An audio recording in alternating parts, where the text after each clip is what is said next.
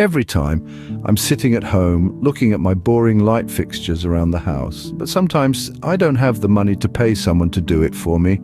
Today, that's over. So here's how to safely change a light fixture at home. It's crucial to prioritize safety when tackling an electrical project.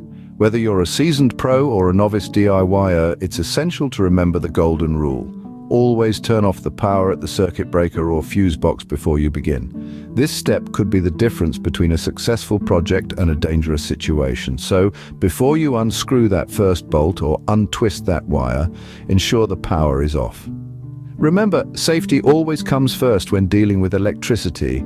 Before starting, gather all the necessary tools and materials. You'll need a screwdriver to remove the old fixture and install the new one. A wire stripper comes handy for preparing electrical wires. Use a voltage tester to ensure no current is flowing before you start working. Of course, you'll need a new light fixture to replace the old one.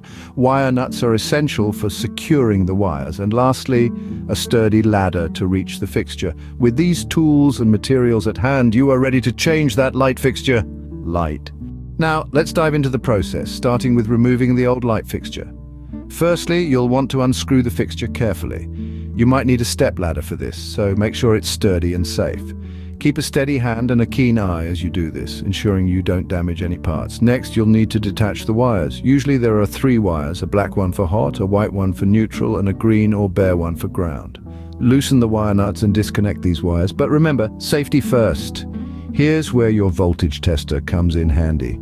Use it to check each wire and ensure there's no current running through them.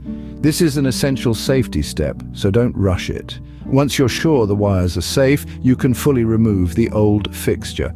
Keep your workspace tidy by disposing of any unnecessary parts or debris. Great job on removing the old fixture. Now let's install the new one. Time to install your new light fixture.